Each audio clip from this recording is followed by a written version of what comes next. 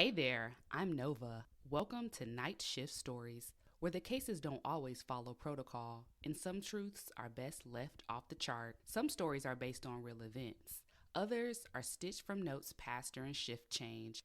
Viewer discretion is advised. What starts quiet doesn't always stay that way. Get ready for takeoff.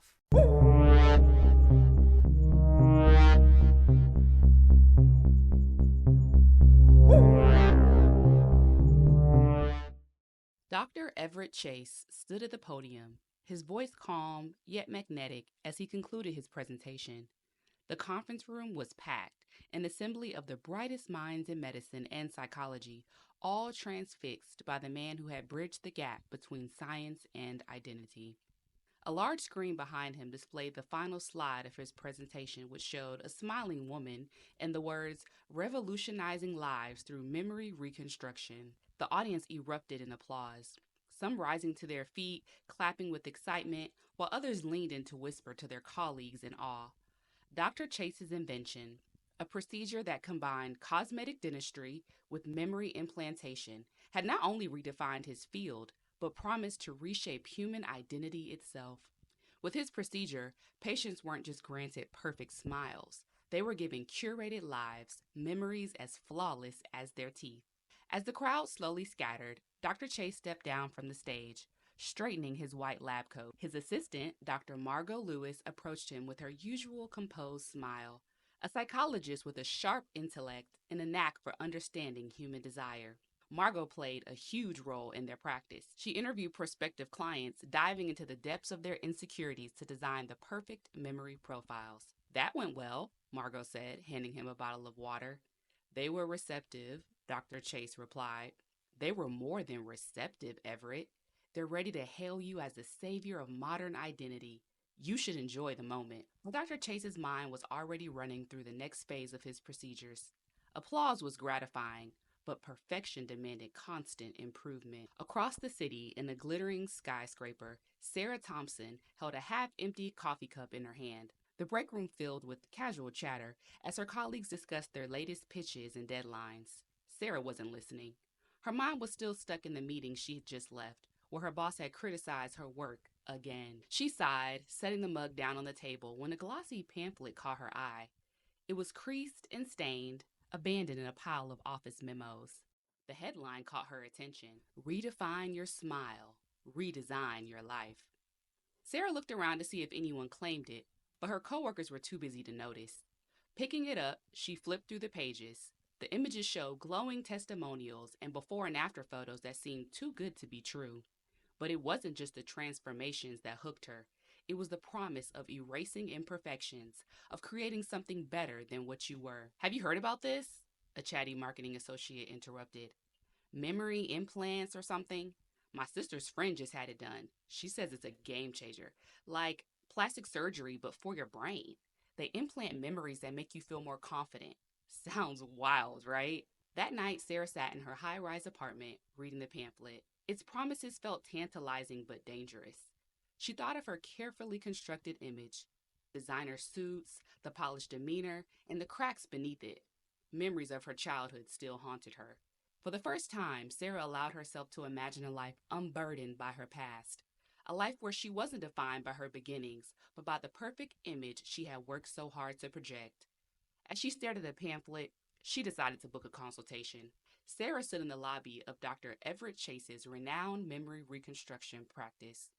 Space was sleek, minimalist, and coldly professional, featuring glass walls, chrome fixtures, and a faint blue glow coming from the embedded lights on the floor. It was an office designed to impress. As Sarah adjusted the strap of her designer bag, she glanced at the other patients waiting.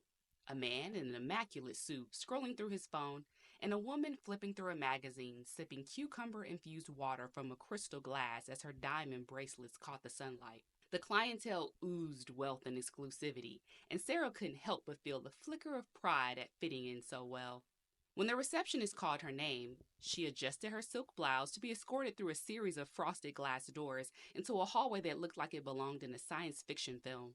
Holographic displays showed 3D models of teeth linked to brain networks, and shelves of medical journals gave the office a smart, high-tech feel.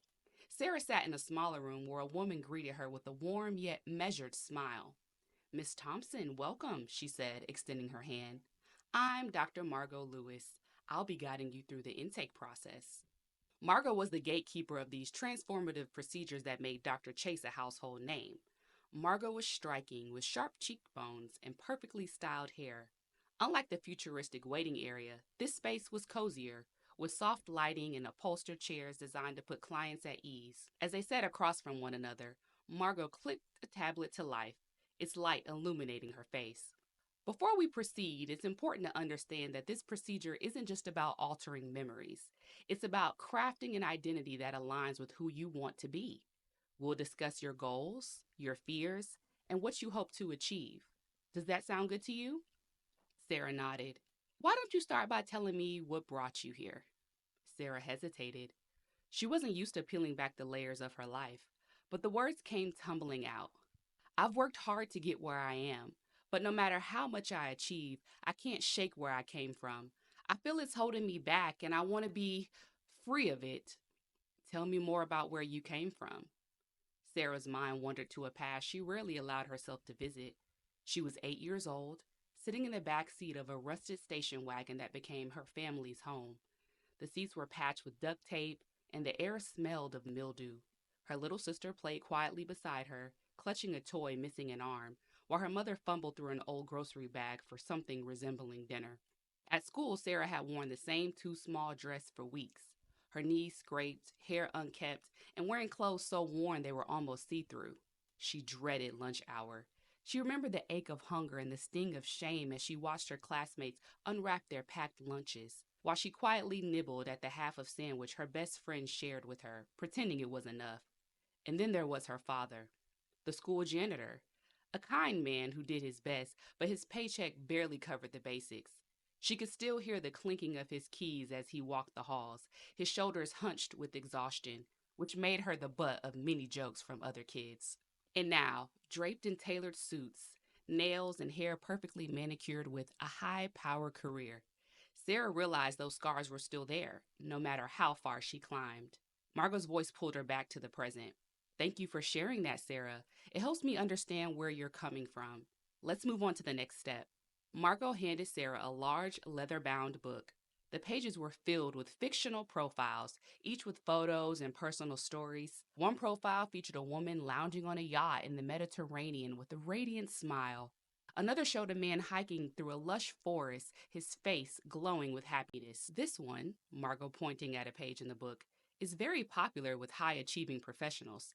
It focuses on memories of mentorship, encouragement, and familial pride. Here's another one, turning the page. This is for clients who wish they pursued a creative path. Take your time. These profiles represent the essence of the memories we can implant. You'll choose one that resonates with you and will tailor fit it to your unique desires. As Sarah flipped through the pages, she was struck by the detail. These weren't just made up memories, they were lives crafted to feel real. One profile caught her attention. A woman who had grown up in a loving upper middle class family, her childhood filled with piano recitals and family vacations.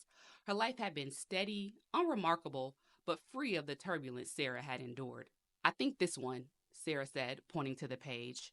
Perfect choice. What happens after I choose? The room dimmed slightly as a large monitor on the wall lit up, displaying a detailed visualization of the memory implant process. Now we'll refine it further to match your preferences.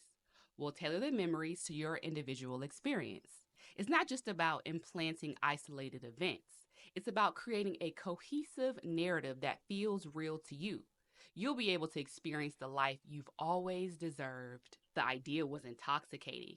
A new foundation, a new story, but a small voice in the back of her mind whispered warnings. Was this really the answer? The memory implantation procedure was nothing short of extraordinary. Reclining in the chair of Dr. Chase's operating room, he carefully extracted one of her molars. In its place, he implanted a specially designed molar embedded with neural microchips containing the chosen memories. A slight hum filled the air as the device synchronized with her brain, flashes of light and faint whispers sparking in her mind as if stitching together a new identity. When she woke up, the world seemed clearer. Her mind felt unburdened, Gone were the shadows of her childhood, memories of hunger, shame, and her father's worn out work boots. In their place was a life she'd chosen, one of summer vacations, private schools, and glittering achievements. In the months that followed, Sarah thrived. At work, she grew more confident and earned a well deserved promotion. And outside of work, she moved through elite circles with ease. Unfortunately for Sarah, this didn't last long. At first, the flashes were small, a weird image or emotion she couldn't place, but then they became disruptive and impossible to ignore. One morning, while walking through the marble floored lobby of her office, she passed the janitor, an older man pushing his mop across the tile floor. Something about the way his shoulders hunched over caused a pain in her chest as she was transported back in time to her father, stooped over a mop, scrubbing the hallways of her elementary school while she pretended not to know him. He worked so hard to provide for them, often skipping meals so Sarah and her sister could eat. She clenched her chest. This isn't real. This isn't supposed to be here anymore. The next day, Sarah met her biggest potential client in one of the hottest restaurants downtown for lunch. This was the final meeting to close the deal, and she was killing it.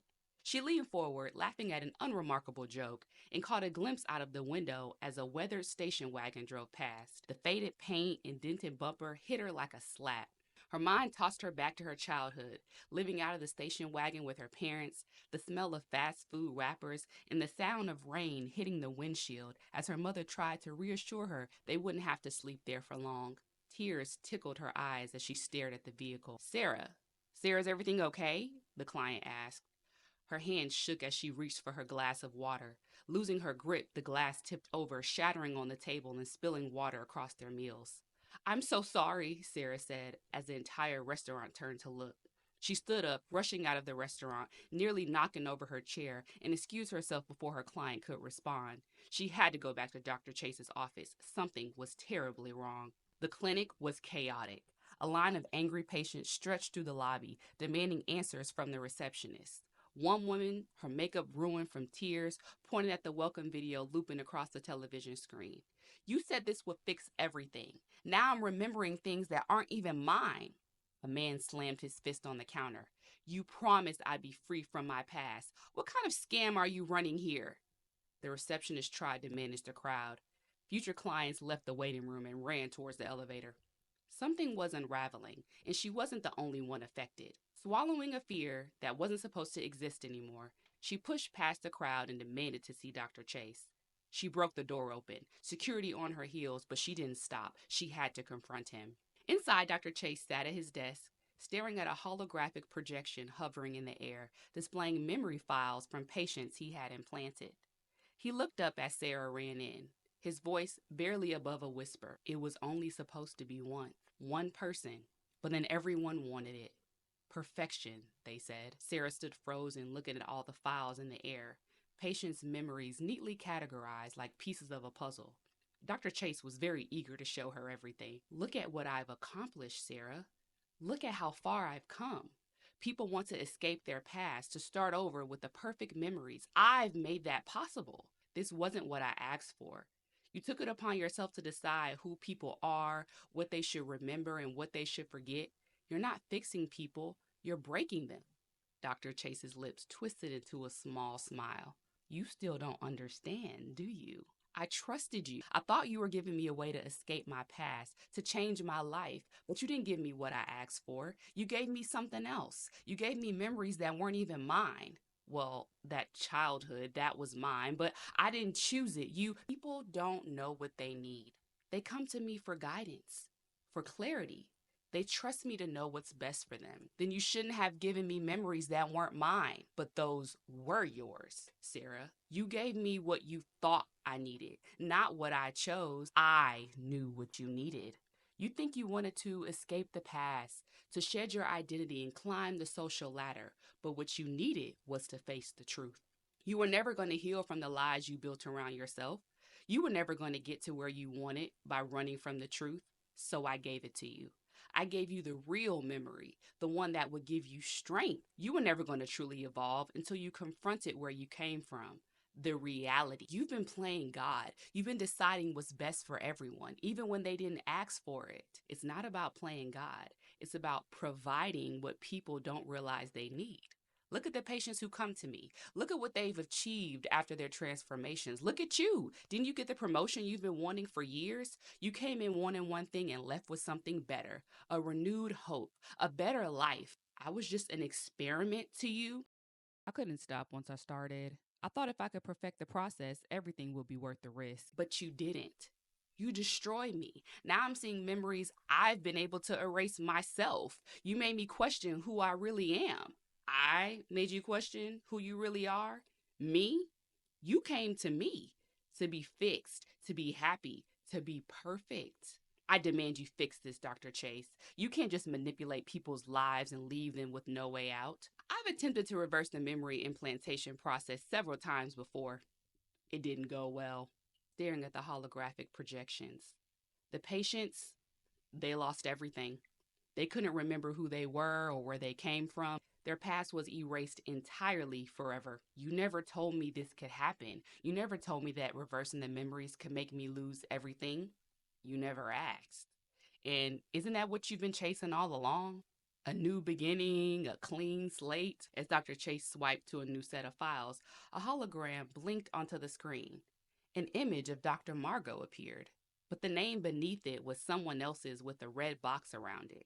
Dr. Margot? But there were no memories attached to her profile, no history, no past, just a blank screen. Who was she? He stared at the screen. The truth began to sink in. Dr. Margot, or whoever she was before, no longer had a past or memories. Dr. Chase, what have you done? They all came to me upset and angry, just like you. After the implantation, they were disoriented, confused, unsure of what was real. I gave them the same choice I'll give you. Make amends with your past or start with a clean slate. The choice is yours, Sarah. The consequences are yours too. He pointed to the procedure chair across the room. Now you decide. That's the end of tonight's shift. I'm Nova, and if this one left you uneasy, well, that means it did its job. Meet me here next time. We're not done yet. Until then, rest easy if you can.